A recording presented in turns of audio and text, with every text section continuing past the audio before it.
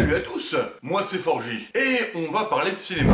Aujourd'hui, Iron Claw. Bon, c'est un peu facile parce que je parle de catch en même temps, vu que Iron Claw, c'est un film qui parle d'une famille de catcheurs. Oui, mais en vrai, ça parle pas tant de catch que ça. Ça parle surtout d'une famille. Les Von Erich, grande dynastie de catcheurs du Texas. Vous les connaissez? Oui, vous les connaissez? Allez, si vous aimez un peu le catch, vous avez dû voir passer la malédiction des Von Erich. À l'époque, on est encore dans le catch des territoires, c'est-à-dire en gros un état, une fédération de catch. Aux États-Unis, vous voyez, il y en a plein, hein. Alors de quoi ça parle vraiment? Eh bien, ça parle d'une famille, du patriarche de la famille Von Erich, qui voulait créer une dynastie de catcheurs. Peu importe ce qu'en penseraient ses enfants. On peut le voir un peu comme le père des Jackson 5. Vous serez des catcheurs, mes fils. Et d'ailleurs, il ne va avoir que des garçons. Et plein. Trop même. Il y en a tellement que le film a décidé d'en enlever un carrément. C'est quand même fou quand on se dit que la réalité est pire que ce qu'on veut raconter dans le film. Mais c'est le cas. C'est une histoire de gens qui vont mourir, et ils se sont dit que 3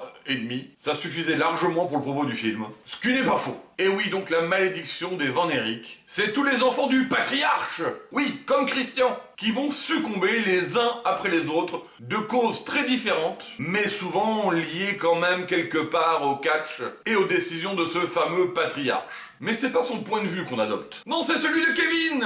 Kev, le survivant de la famille Von Erich. Celui-là même qu'on a vu à l'AEW il y a quelques semaines. Eh oui, tout se raccorde. Le spectateur malheureux de la chute d'une dynastie qui n'aura jamais lieu finalement. C'est un biopic, certes, mais pas traditionnaliste. Il va se permettre d'être un peu créatif. Et honnêtement, même si je connaissais l'histoire, eh bien il m'a bien embarqué. Les acteurs sont vraiment bons. Que ça soit Kevin, joué par Zac Efron, le patriarche ou les frères. L'histoire d'amitié, de cœur, de famille va être bien retranscrite à l'écran. C'est une histoire tragique d'une fratrie soudée qui va se déliter peu à peu. Et quel est son point de vue à Kevin dans tout ça? Eh bien, comme je disais, celui d'un spectateur malheureux. Car de tous les frères, c'est lui qui aimait vraiment le catch. Et dans le film, leurs niveaux sont montrés de façon équivalente. Ils sont tous aussi bons à peu près les uns que les autres. Ils ont reçu la même éducation sportive. Mais voilà, Kev, il a un problème. Il est nul au micro, il stresse, et il manque de ce petit quelque chose, cette aura, qui permet de toucher un public ou des spectateurs. Et donc il va voir ses frères monter un par un sur le ring, sur la scène, monter en gloire et se détruire, disparaître. On parle de Kevin, mais on parle aussi du père, Fritz Von Erich. Alors c'est pas leur vrai nom, hein, c'est leur nom de scène, c'est les Atkinson. Des vrais Texans. Mais dans le catch et surtout l'époque, quand tu décides de jouer des heels, des adversaires, des méchants, eh bien être un méchant étranger, au nom de consonance allemande, eh bien ça fonctionne bien au niveau du public. Bon, on le fait plus maintenant, hein, Gunther. Bref, le patriarche est un homme de fer, avec un rêve de gloire, jaloux de la politique de la NWA, la fédération qui gère les territoires de catch aux États-Unis, qui pour lui ne lui ont jamais donné sa chance. Et donc, il sera très dur avec ses enfants, les poussant, créant une hiérarchie de ses fils dans la famille. Toi t'es le numéro 1, toi t'es le numéro 3. Ah, attention, t'as gagné une place dans les rankings.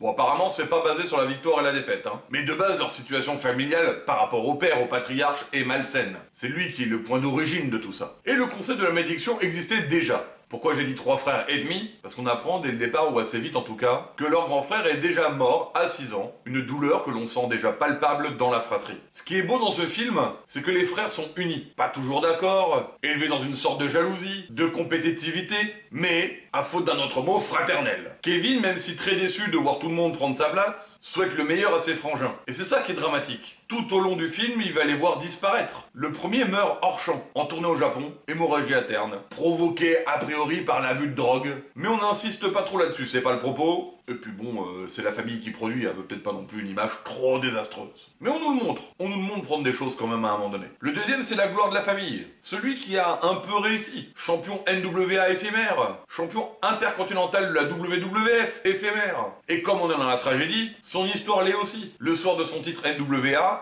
il a bu, donc accident de voiture, il perd sa jambe. Mais il se démonte pas le gars. Motivé, avec une prothèse, il va à la WWF. Grâce à de la drogue et la détermination, personne ne remarque rien. Il devient champion intercontinental. Mais la drogue, la douleur, tout ça s'accumule. Pendant ce temps-là, le dernier frère s'est chopé une sorte de grippe de la mort, qui s'est aggravé, coma, et il en sort super pas bien, mentalement déficient, mais poussé par la pression familiale, alors qu'il est manifestement pas prêt, il se prépare à reprendre sa carrière, et se suicide voyant ses limites. Ce que va aussi faire finalement le frère amputé, et tout ça tourne autour du père de Fritz, le patriarche qui pousse, témoin de tous ces événements, Kevin, qui ne peut rien faire, tout lui échappe. Lui qui est le seul à réussir à s'éloigner un peu du catch et à fonder une famille. Et c'est là aussi où est la force du film. Malgré ce propos dramatique, le film est relativement beau. La force de la fratrie, ce moment onirique où tous les frères morts se retrouvent au paradis, heureux d'être libres, d'avoir quitté la prison de leur père, enfin heureux, enfin joyeux, enfin souriant. Et Kevin,